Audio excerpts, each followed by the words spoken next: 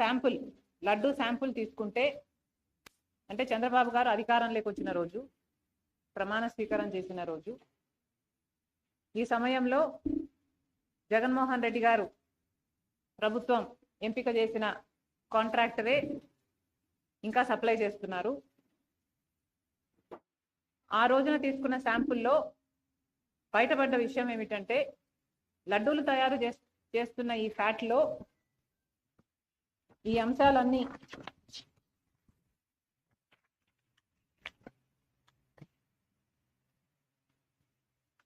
ఇవన్నీ ఉన్నాయని, soybean, sunflower, olive, rape seed వీటితో పాటు బీఫ్ టాలో, ఫిష్ ఆయిల్ కూడా ఉన్నాయి అని.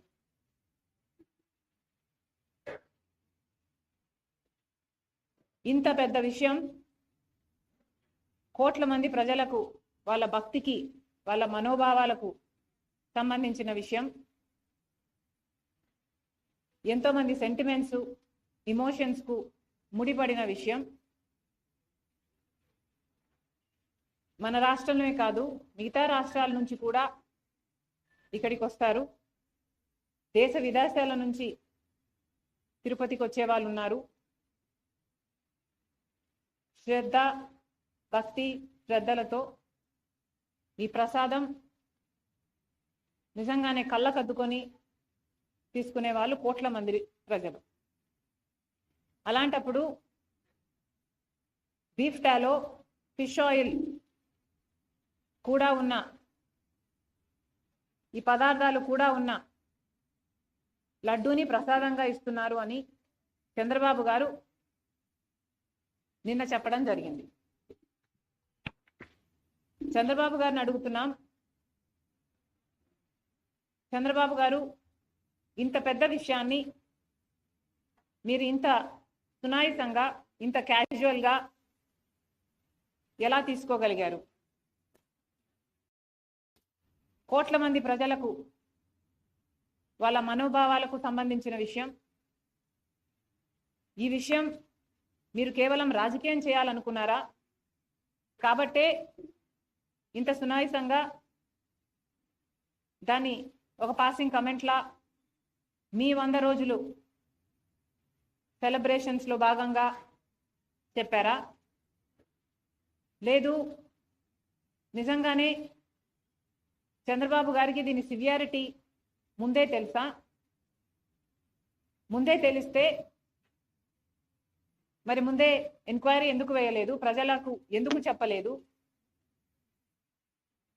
ఇంత ఆలస్యంగా 100 రోజుల తర్వాత కాపీగా మీరు చెప్తున్నారంటే మీ ఉద్దేశం ఏమిటనుకోవాలి? చంద్రబాబు గారు తన 100 రోజుల పరిపాలన మీద జనాలు ఒక రిపోర్ట్ ఇస్తారు, ఒక అభిప్రాయం వాళ్ళు ఏర్పరచుకుంటారు.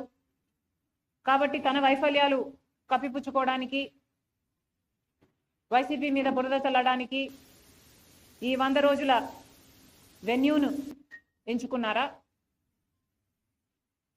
ఏమీ అర్థం కావటం లేదు. చంద్రబాబు గారు సమాధానం చెప్పాలి.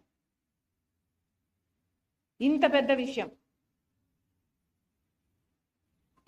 విషయం, ఇంత సునాయాసంగా చంద్రబాబు గారు తీసుకోవడాన్ని కాంగ్రెస్ పార్టీ ఖండిస్తుంది. మేమైతే దీన్ని చాలా సీరియస్గా తీసుకున్నాం. కాబట్టి మేము మినిస్టర్ ఆఫ్ హోమ్ అఫైర్స్ కూడా ఒక లెటర్ రాశాం. సిబిఐ ఎంక్వైరీ జరగాలి. ఎందుకంటే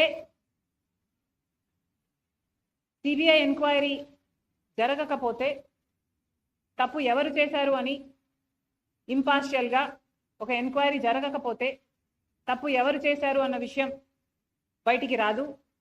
ఇది కేవలం రాజకీయం కోసం వాడుకుంటున్నారా, లేక తప్పు నిజంగానే జరిగిందా? ఒకవేళ తప్పు నిజంగానే జరిగింటే తప్పు చేసిన వాళ్ళను శిక్షించాల్సిన అవసరం ఉంది. ఎందుకంటే వాళ్ళ మీద యాక్షన్ తీసుకోకపోతే మిగతా వాళ్ళు కూడా ఫైనాన్షియల్ బెనిఫిట్ కోసం ఇదే తప్పు చేసే ప్రమాదం ఉంది. కాబట్టి కాంగ్రెస్ పార్టీ ఈరోజు హోమ్ మినిస్టర్ గారికి, అమిత్ షా గారికి ఒక లేఖ రాస్తున్నాం. సిబిఐ ఎంక్వైరీ జరగాలి అని. ఈ విషయం పక్కన పెడితే చంద్రబాబు గారి 100 రోజులు పరిపాలన, 100 రోజుల్లో చంద్రబాబు గారు ఏమి చేశారు అంటే, శిశుపాలుడు తప్పులు లెక్కబెట్టినట్టు జగన్మోహన్ రెడ్డి గారి తప్పులను, అవినీతిని, దోపిడీని శ్వేతపత్రాల్లాగా చూపించారు. వైఎస్ఆర్ గారి పేరును ఎక్కడ వీలైతే అక్కడ తొలగించారు. వైఎస్ఆర్ గారి విగ్రహాలను ధ్వంసం చేశారు. మరి చంద్రబాబు గారు హామీల విషయంలో ఏం చేశారు అంటే 0 అనే చెప్పాలి. కూటమి సర్కార్ ఈ 100 రోజుల పరిపాలన ఎలా ఉంది అని చూసుకుంటే 100కి 0 అనే చెప్పాలి.